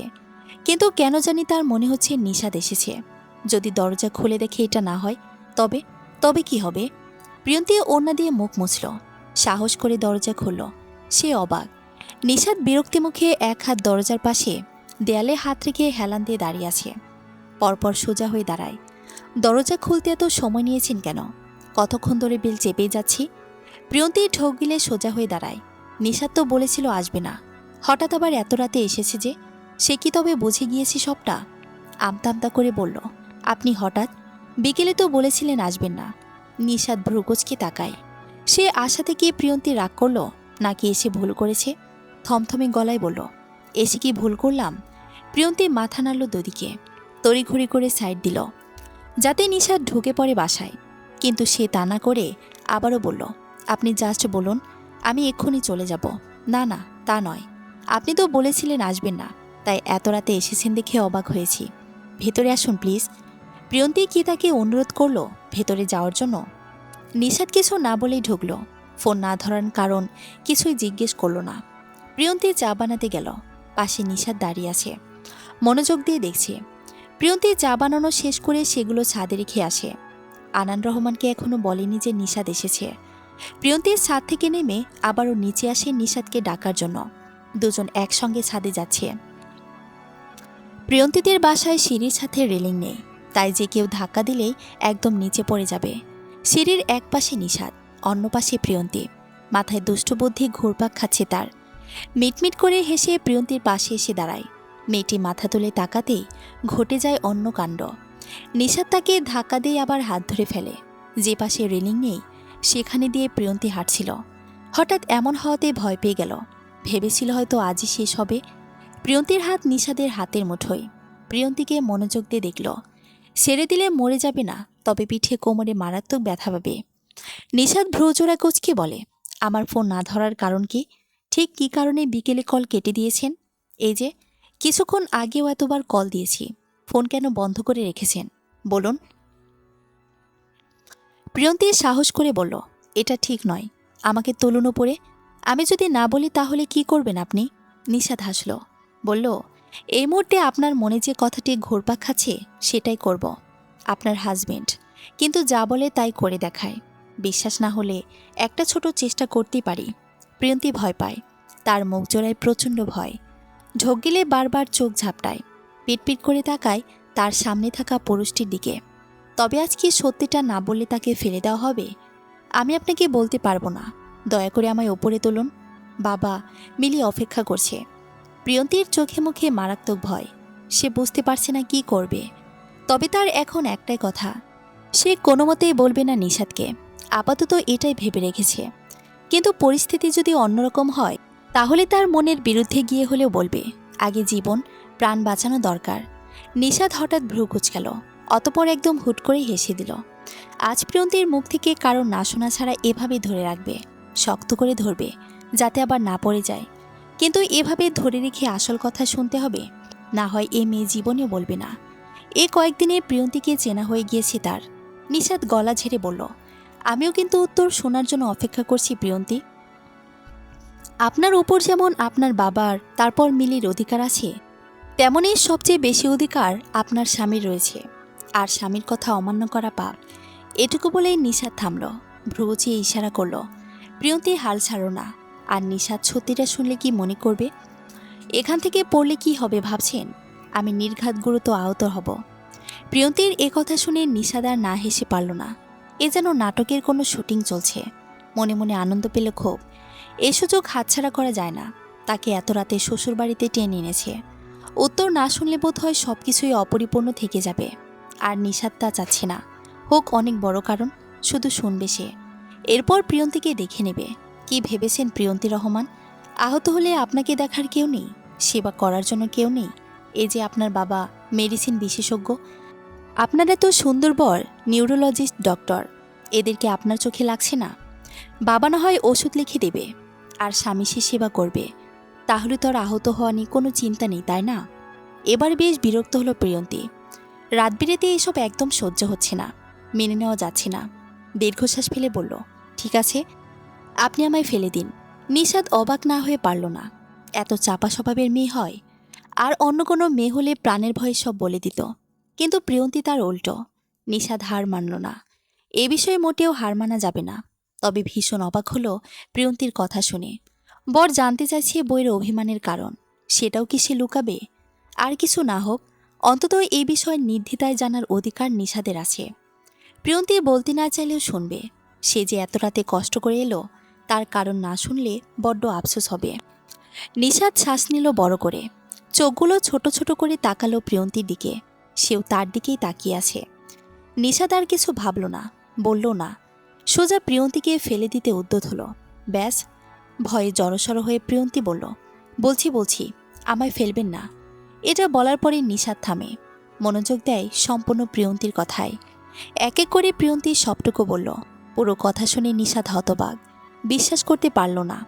আদৌ কি প্রিয়ন্তী সত্যি বলছে? হঠাৎ নিশাদের জন্য এত খেয়াল, ভাবতে ভালো লাগছে তার। শুধু কি দায়িত্বের তাগিদে প্রিয়ন্তী তাকে নিয়ে ভাবল, নাকি এর পেছনে রয়েছে অন্য কোনো কারণ? প্রিয়ন্তীকে তাকে নিয়ে ভাবা শুরু করেছে। জানতে মন চাইল নিশাদের, তবু মুখ ফুটে বলল না। থাকুক না, কিছু কথা অজানা। যদি তা সত্য হয়ে থাকে তাহলে একদিন ঠিকই প্রমাণ হবে। প্রিয়ন্তীকে আর কষ্ট দিতে মন চাইল না নিশাদের। একটানে তুলে ফেলল ওপরে। অনেকক্ষণ পর নিজের অবস্থানে ফিরে এসে প্রিয়ন্তী খুশি হলো। ধন্যবাদ দিতে মন চাইল সামনে থাকা পুরুষটিকে, দিল না। আবার কি না কি ভেবে বসে। চলবে। গল্প পূর্ণতার চিরকুট, প্রথম পর্ব। দ্বিতীয় পর্ব পড়ার আমন্ত্রণ রইল। ধন্যবাদ সবাইকে।